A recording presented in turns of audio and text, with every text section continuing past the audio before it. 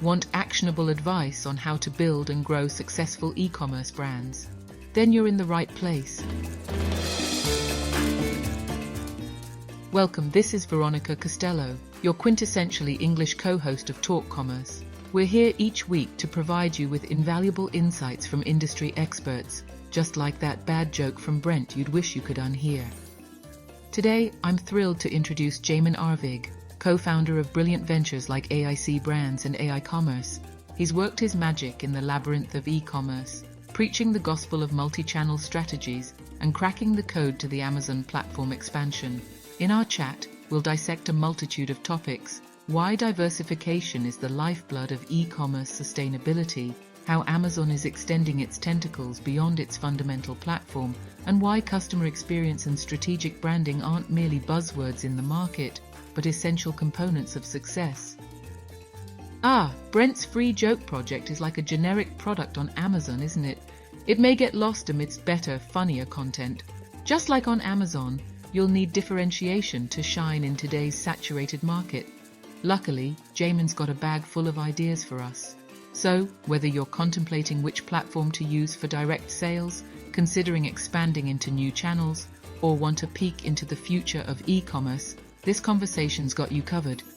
But now, let's pause for a word from our sponsors. Buckle up because it's going to be a riveting journey.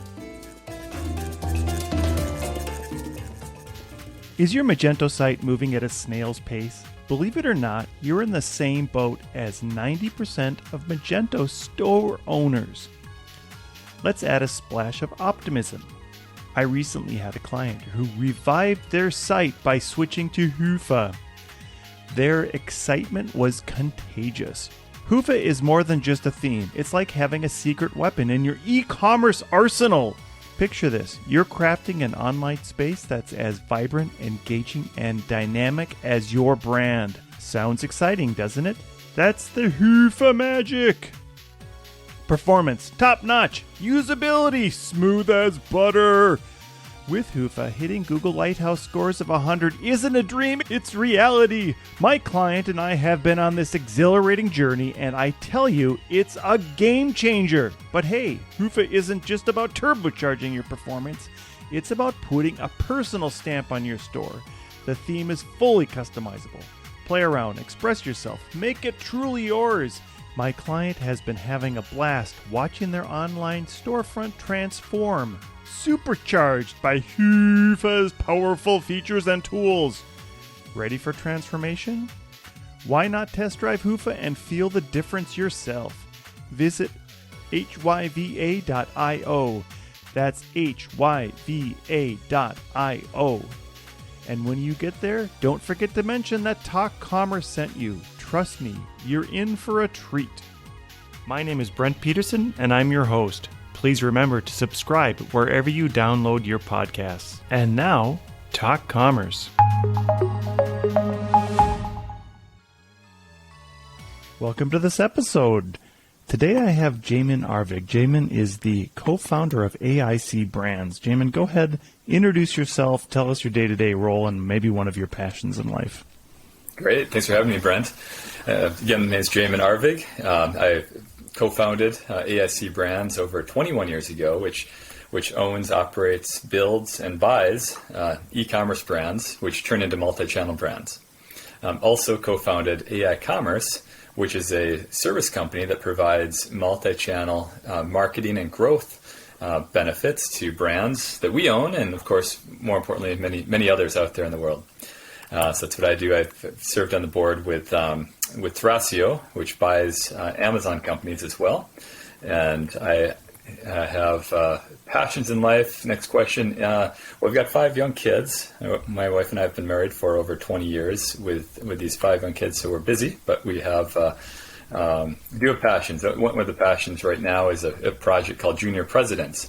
So I know you're an EO, and there's not much for kids like EO. So EO or YPO doesn't have anything for kids, which was missing. So Junior Presidents Organization is something that kids can enjoy to learn more about themselves, about entrepreneurship, and how to start businesses, stock market games, all kinds of things, emotional intelligence.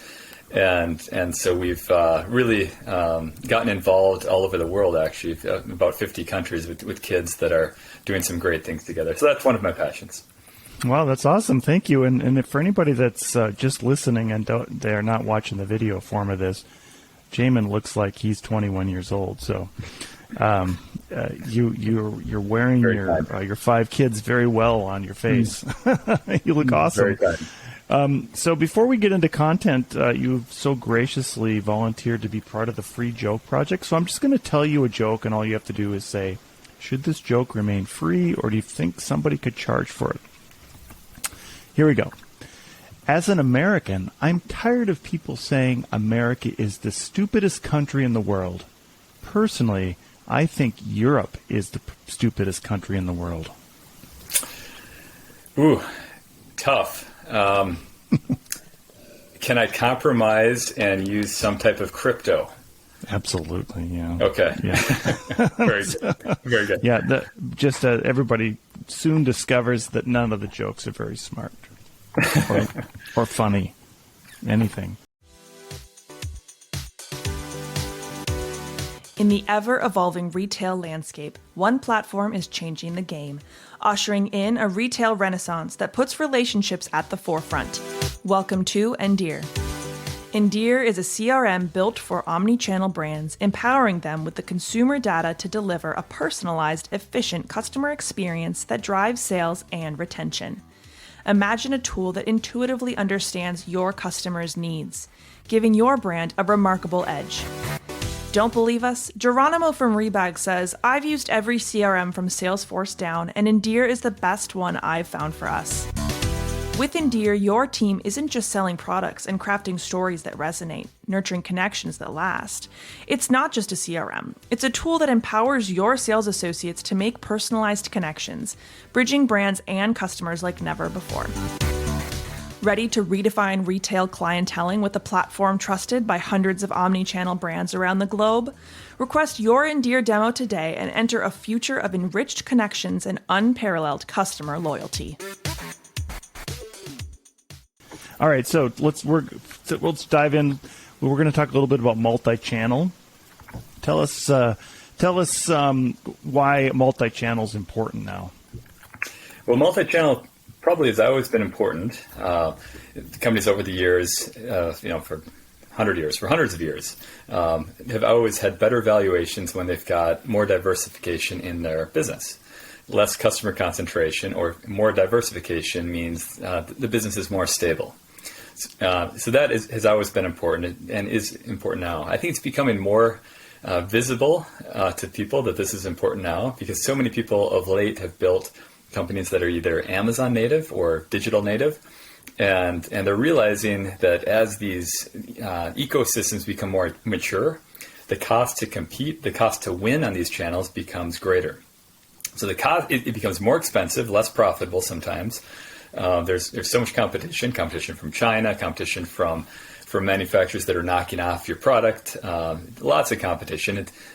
All of your data is online with your product, your reviews, all kinds of data is there, so it's easy to knock things off.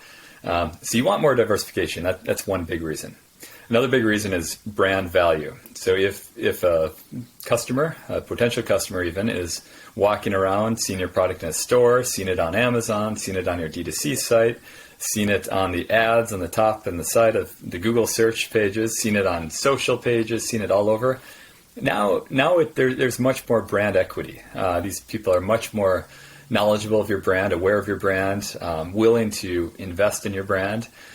So your brand value goes up, your diversification goes up, and most people in business are interested in a higher valuation. So as a result, your valuation goes up. So there's lots of reasons why it's important now and probably more important than 5-10 years ago for an e-commerce brand to start sorting out their multi-channel strategy.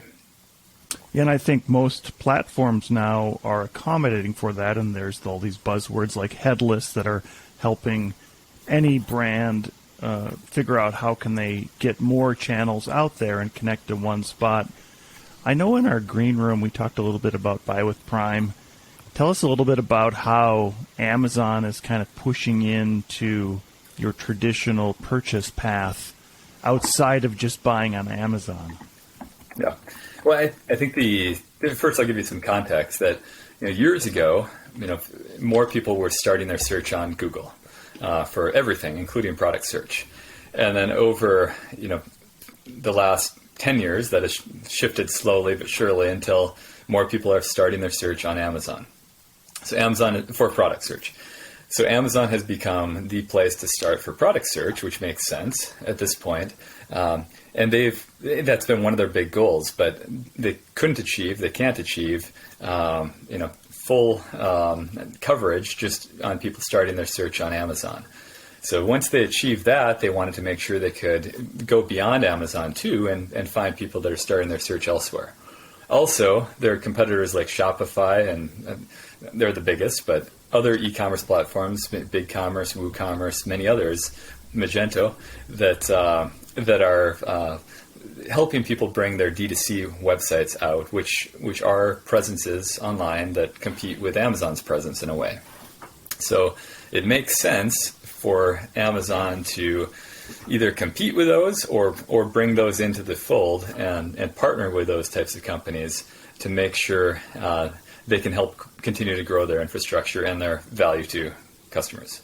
So the way they're doing this now, in 2023, there's been different iterations over the years, but what they're doing now is Buy with Prime. So Buy with Prime is a very big initiative at Amazon.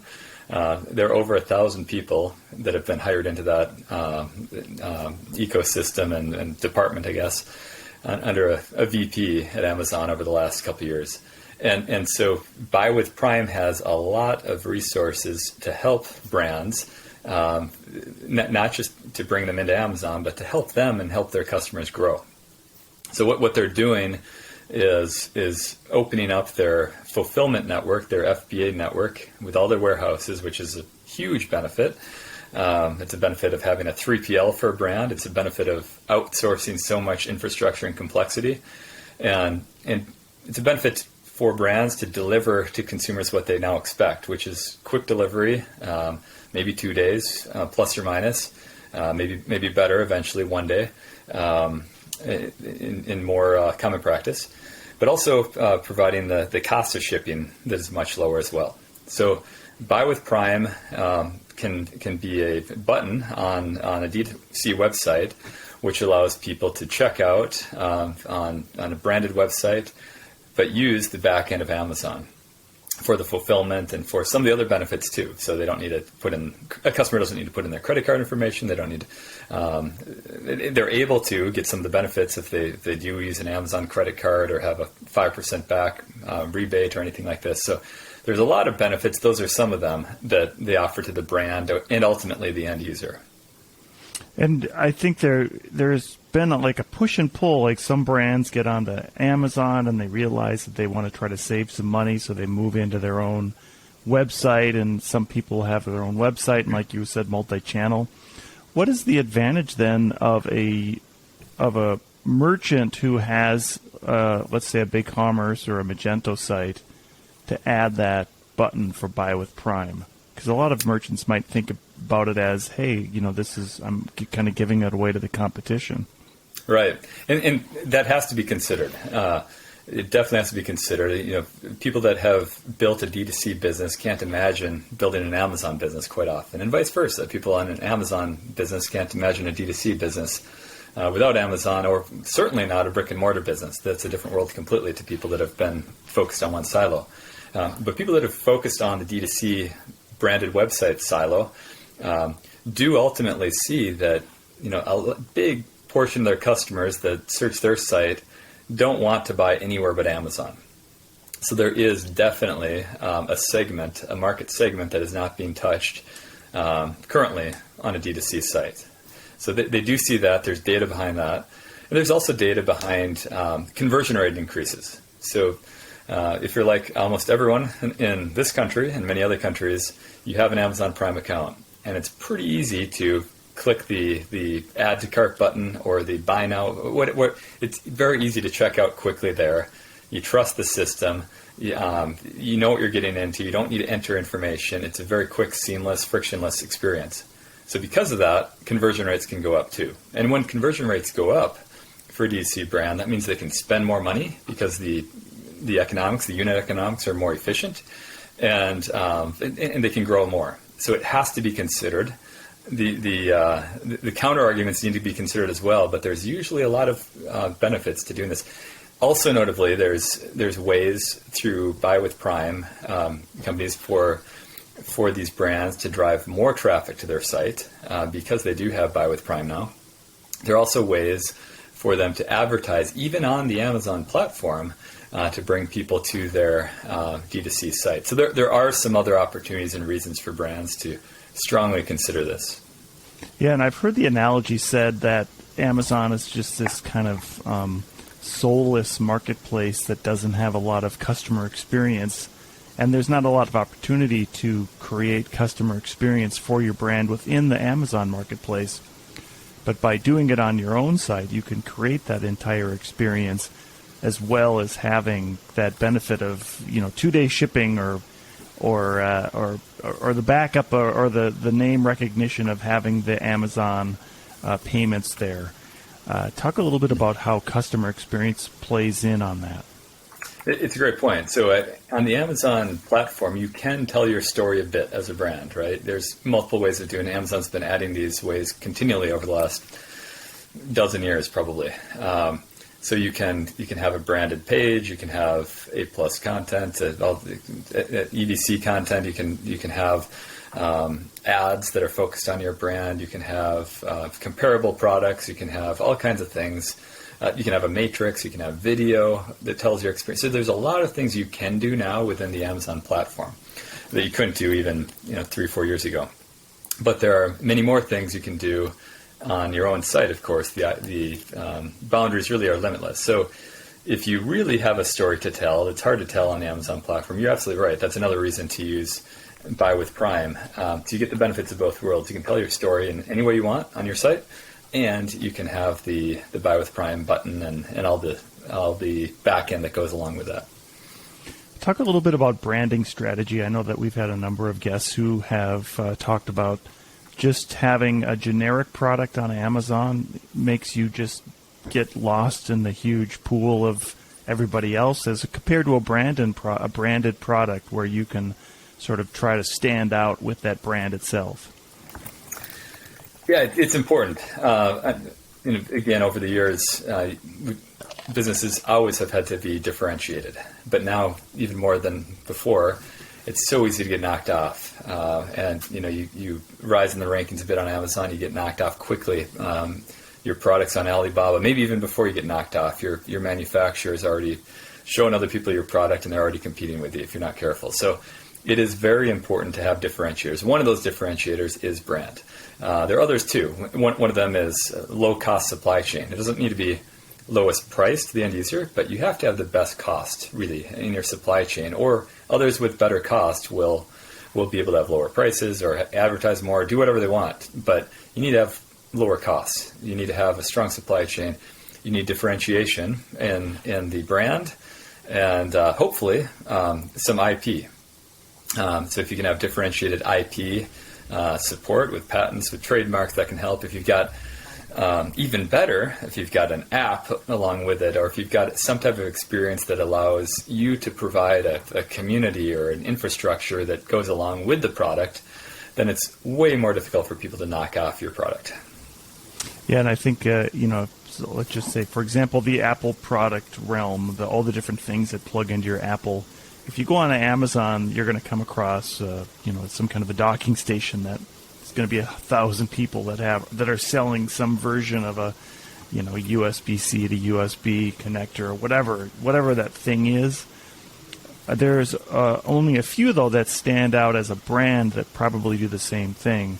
So the importance of developing that brand even then makes it more important as you're expanding into Amazon. Do you have some tips and tricks that you could tell people on how to start branding your product and reasons to do it?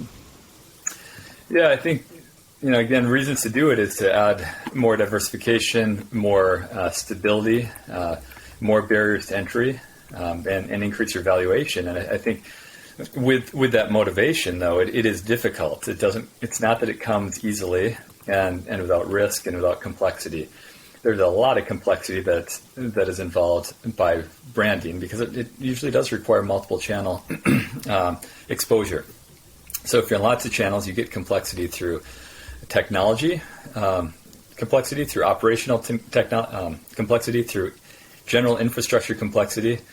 Your fulfillment networks might include Amazon and Walmart.com. It could include D2C. It could include a lot of B2B fulfillment. So your operational infrastructure technologies and fulfillment technologies are all very much made to have complexity when you're multi-channel. Your pricing becomes complicated. You've got map pricing issues, maybe you've got channel conflict issues. So there are lots of reasons why people don't do this. But if you are truly trying to build a brand, it is so much better when you can build that multi-channel brand. And to answer your question then next of what are some tips and tricks, I think it's always good to dip your toe in the water and start testing things that can be proven one by one. And so if you started as Amazon, you can, as an Amazon platform company, you can maybe try Walmart.com. Maybe that's next on your list. Maybe eventually you're trying your own D2C site. If you started with your D2C site, it's probably time to start Amazon a little bit more. If you're on both, there are things you can test and improve on both of these. I mean, you're certainly not ever fully optimized. No one ever is. So there are things to keep pushing the boundary on these types of channels. And when you're ready, if you are more digital native, when you're ready, you need to start looking offline too. We do that a lot with brands as well too.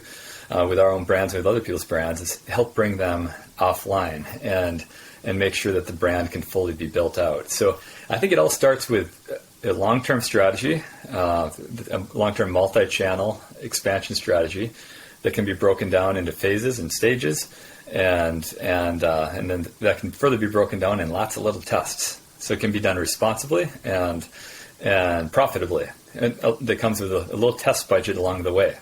And so it's fun to put these in place because it really helps people see the value that can be created once they do expand in their current channels and into the new channels. Are you seeing people that are on Shopify that want to expand when they try to go onto Amazon? The cost could become prohibitive because there's going to be a charge from Shopify to be able to use that external payment, as well as the cost that you have to pay with Amazon. And then to follow up, Shopify is building out their own network of fulfillment centers. Do you think Shopify at some point will be a player to compete against Amazon? Yeah, good questions. So starting with Shopify and how people consider the move or the expansion into Amazon, if that's what they're considering now. The unit economics are very different. It's a different business model. So just like moving from brick and mortar to Amazon, moving from D2C to Amazon has similar differences in unit economics. And so you can consider that, as an example, the fulfillment costs will be different. The freight costs would be different. The advertising costs would be different. The commissions would be different. So the benchmark numbers in any particular product category are different from one channel to the other. That being said, most product categories do have room for success in all of these. Each particular marketplace or channel has their own formula that works. So where in Shopify you might pay less for commissions, of course. Amazon, you pay more there. You might pay much less on ads on Shopify than Amazon. You might have a way higher conversion rate. You probably do on Amazon than Shopify. It all depends on your product category and your brand. But those are some of the things that are considerations and that kind of level the playing field of profitability between these. That being said, once companies have a multi-channel strategy in effect, they may find that their target profitability is different in these different channels. It may be more or less in D2C or Amazon or brick and mortar or one of the others. So they may have a strategy that in this channel I'm going to have break even as my target, or in this channel, my paid ads are going to be break even profitability, but I want to get organic, I want to get profit out of my organic sales. So there's different ways to think about profitability as a whole in your multi-channel business, and also thinking about that halo effect where even if you're break even in one channel, or maybe even losing money, depending on your lifetime value and other aspects of that first order, it still may be very sensible to expand multi-channel like this. I just want to follow up on the Buy with Prime, because I think one of the things that Buy with Prime gives you is that sort of happiness feeling that you know you're going to get delivered. But with Shopify Plus, they're going to charge you just to use that external gateway. And actually, I don't even know if Buy with Prime is available for Shopify yet. But I think where I was going there is the added cost of, if you compare your direct selling, say you're on BigCommerce, compared to Shopify, you don't have a lot of choice in terms of payment with Shopify, but with BigCommerce, they'll let you do whatever you want. So the move then to Amazon is a different sort of decision to make, because you might have a little more overhead on that. If you look at them together, if you're on one or the other, one is going to be more expensive than the other as you add. So do you think bigger brands are making different decisions on which platform they should choose for their direct sales? Yeah, I think there certainly is the consideration of these things, and to follow up more comprehensively on your question, if a company is more on D2C now, say with Shopify, and they're thinking of doing Buy with Prime, that cost is incremental, but again, it's not. It shouldn't be compared against 0% either, because a Shopify customer does need to have fulfillment somewhere, and freight somewhere, and labor to fulfill somewhere. So they do need some of these costs, regardless of whether you're using the Amazon backend or not. The difference would be the commission, of course, and then the commission can be it's just a math question really on whether that commission is offset by other things like a conversion rate increase in some of those aspects. So does that answer your question? Yeah, that's perfect. Okay. So in our agreement, we did talk about some ways of getting started on a multi-channel, multi-brand, or multi-channel sales. And you had mentioned getting partners to prove this. Can you elaborate more on what that means, like the type of partners you should look for?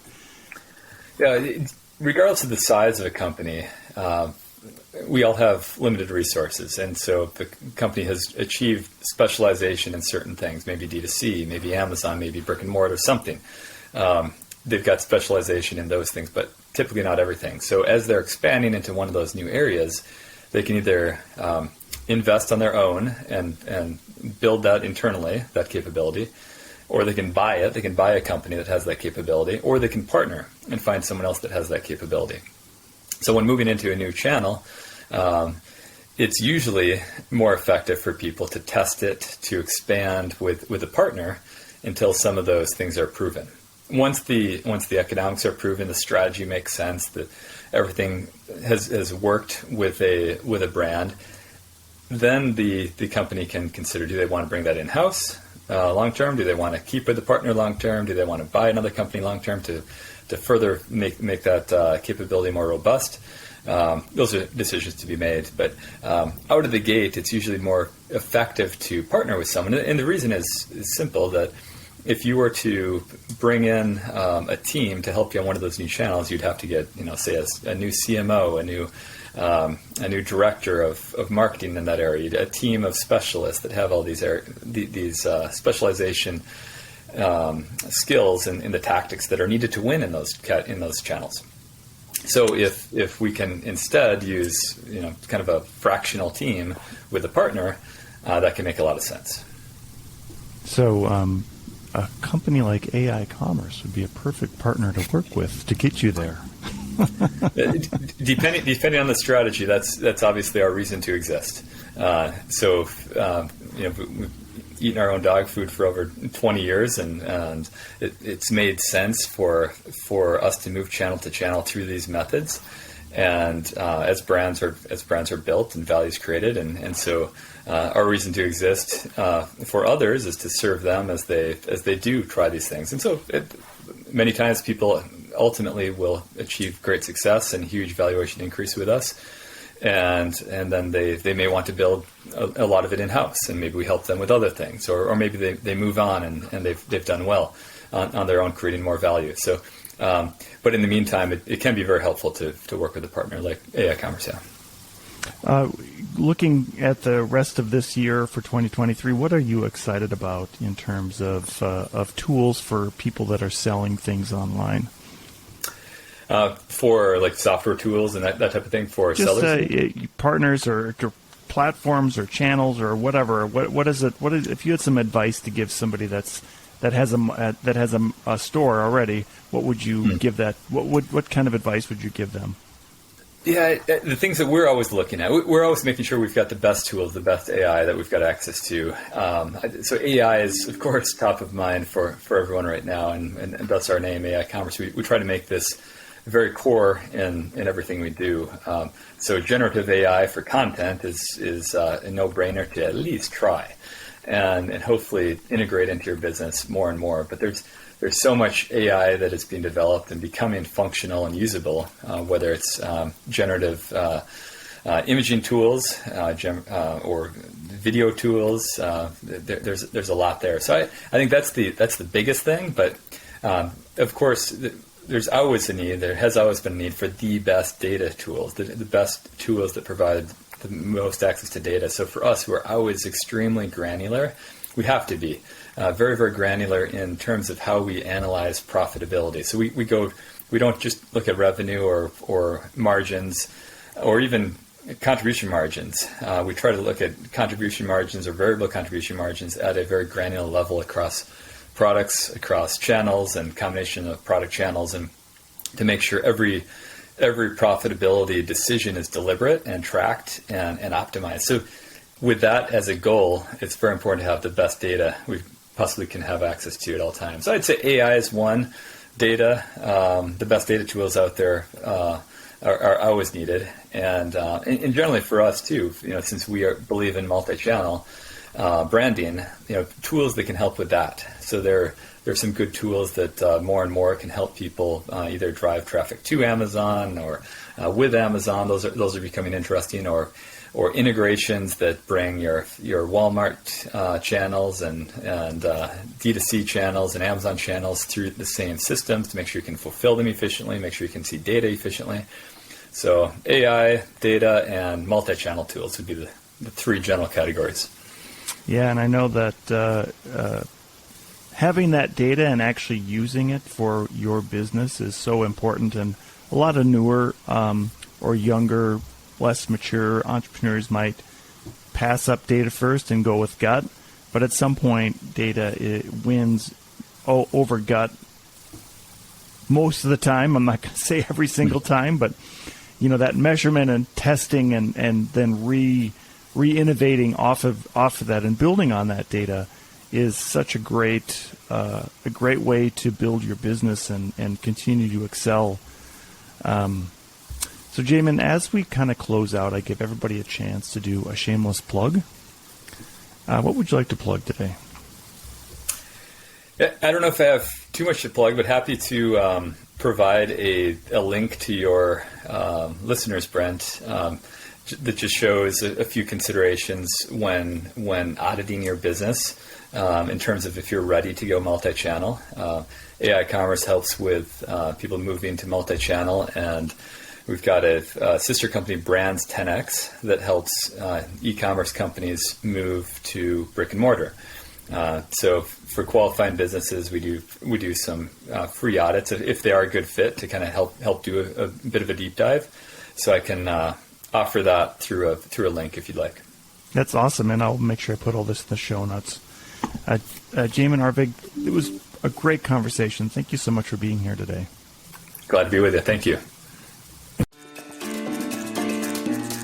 Thank you for making it to the end of this episode of Talk Commerce. Please rate this episode wherever you download your podcasts. We are actively looking for people to participate in the Free Joke Project. Go to talk-commerce.com and sign up for your free spot on the Free Joke Project. If you are a business, I will do a 30-second elevator pitch in the spot to help promote your business. That's talk-commerce.com.